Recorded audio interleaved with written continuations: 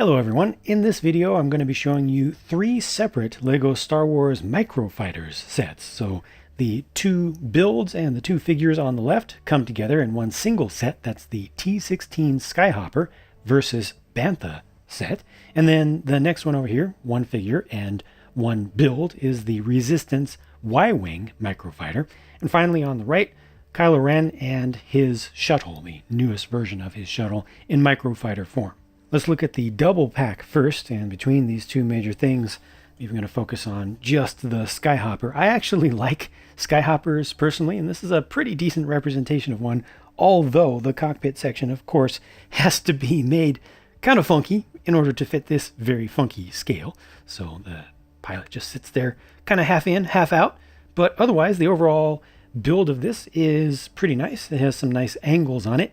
You do see a little bit of blue in some of these builds with the Technic pins that are in that color, but otherwise, overall this is presented pretty well. And this has two stud shooters, one on either side, to represent the fire that can come out of the single laser cannon there. You can change the angles of the wings. You can bring them up if you would like.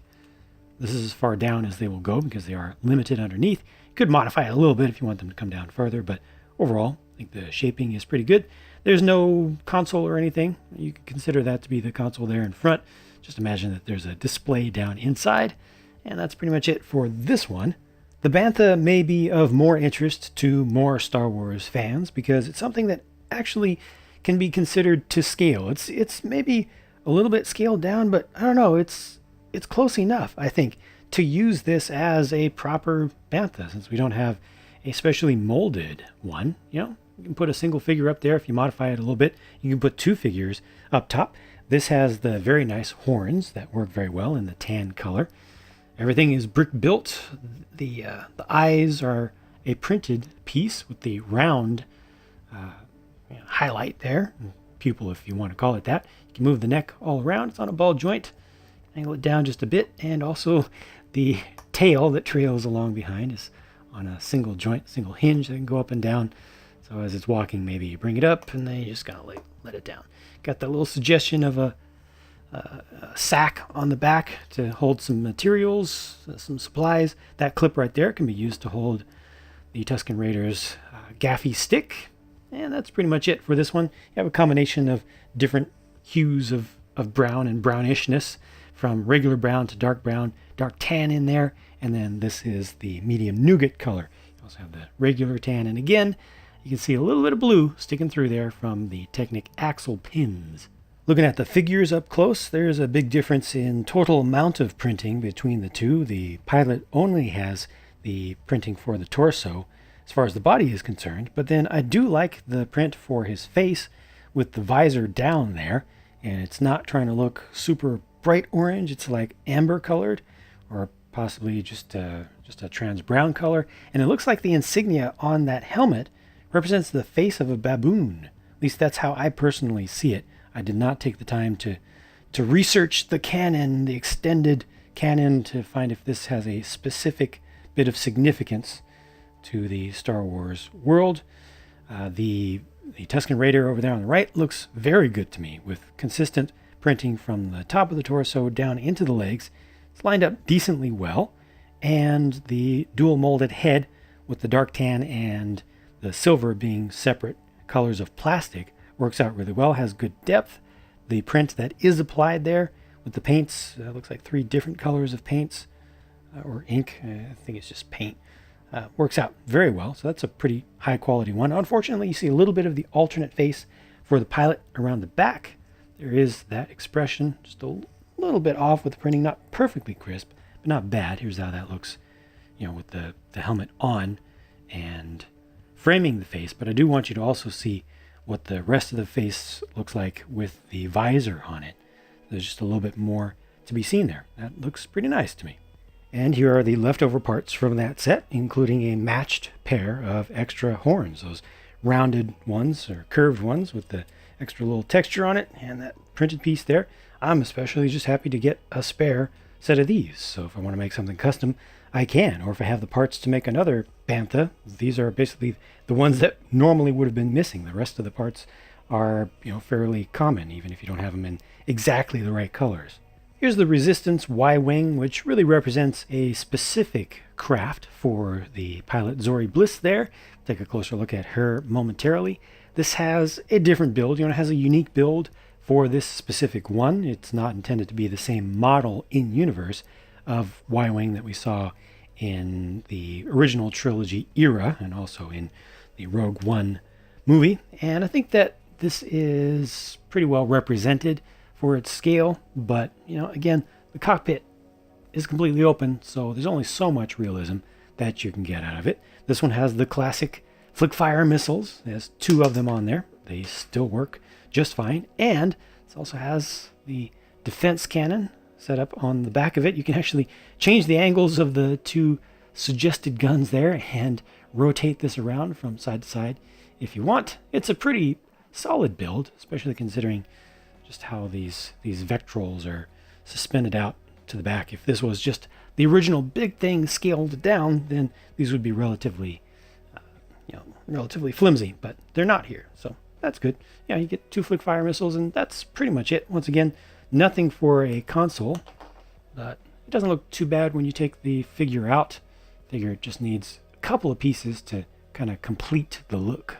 Here's the Zori Bliss figure. This is a full version of her. They did not hold anything back in terms of level of detail or accessories or anything for this small cheap set. So it has the full set of prints going from top to legs, nothing on the arms. The helmet piece is dual molded between the pearl gold, which does appear to be the old pearl gold yet. I believe it looks kind of orangish to me. And then the black is also printed in there, or excuse me, molded in there. And here's the print on the back, which looks pretty good. And they kept her completely anonymous by just using a plain black head. Didn't even try to bring in anything, and I'm sure that was more of Disney's decision or Lucasfilm's decision than Lego's. Spare parts for that set? Well, very few of them, but a couple of them are pretty cool and relatively uncommon. Last but not least, here's the latest version of Kylo Ren's command shuttle, the Upsilon shuttle, that has been depicted wrongly in the past, but they got it right this year and at the end of last year as well. So it's got the proper black primary color, and it's got the red window section on the front, and it has the ability to angle the wings. So right now it's kind of in between. We've seen it like this. We've also seen it with the wings angled out further on screen, at least once. So that's good. And you can also bring them fully vertical for a landed mode, and the figure still fits in there. Either way, I think this looks pretty good from the back, as simple as the build is. For the engine area, this looks pretty good to me. And then this one has the stud shooters, one on either side, and they are green because the bolts that come out are supposed to be green from the bad guys, though I personally don't like this look because the barrels of bad guy things in the Star Wars universe tend to glow red. So when it's not firing, they should be red. There's kind of no way they can really get that right without having dual molded pieces or something. Now this one, unlike the other two, does have a console. So Mr. Kylo Ren, right there, can actually look at something. He can pretend to push buttons or something, although his hands, the little minifig hands, won't fit there.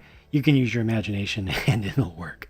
Here's a closer look at that figure. Unfortunately, the Microfighter shuttle does not have a clip on it to hold on to his weapon. There is a spot, well, there are multiple spots where you can technically attach it, but it doesn't look good. So, you either leave that in his hand or just take it off and put it somewhere else. Too bad they did not include just one little clip piece to hold on to that. It's always convenient when they do.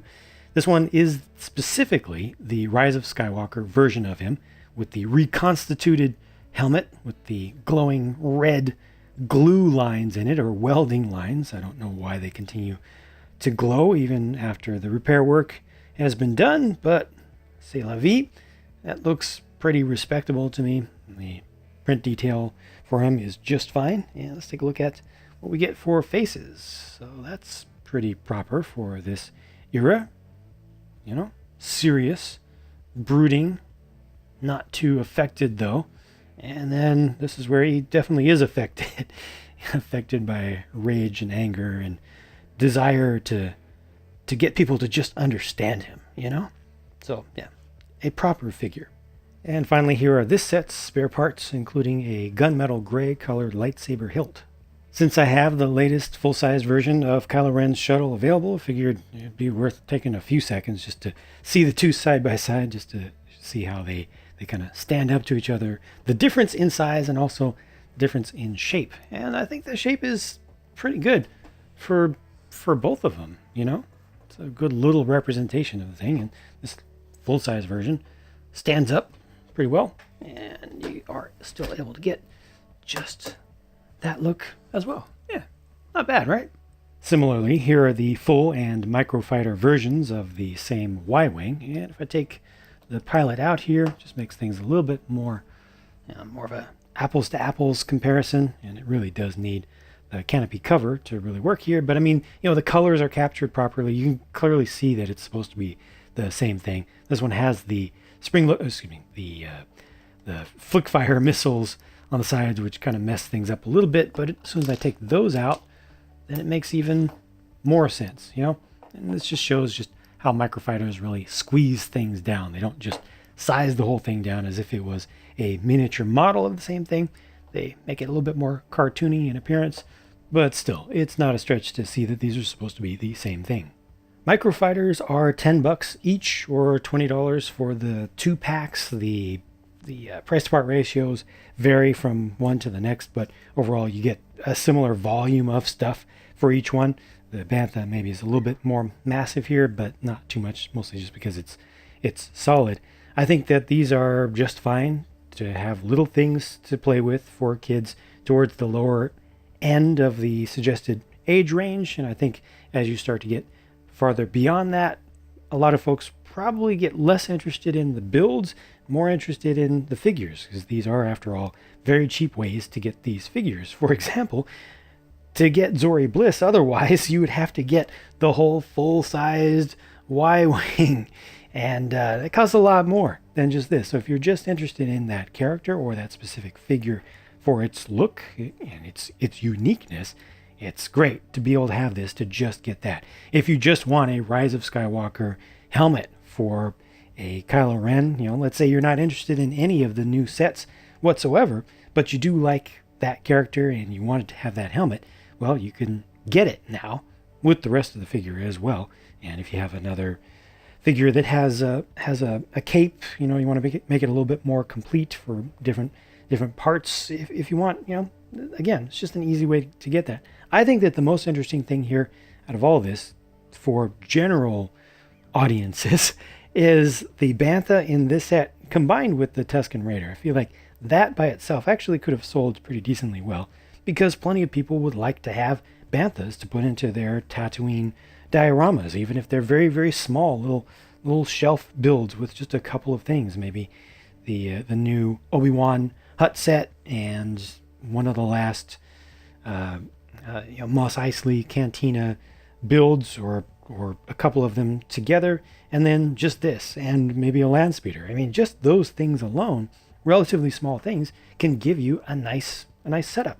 And this also would work well with the set that had the dewback in it, to give you more of the fauna of Tatooine. And again, this doesn't really have to count as a microfighter thing. It can count as a full-sized Bantha, kind of in your own Lego universe. And that is it for the microfighters for this particular wave. As you can see on the back, collect all 3 sets. That's just it.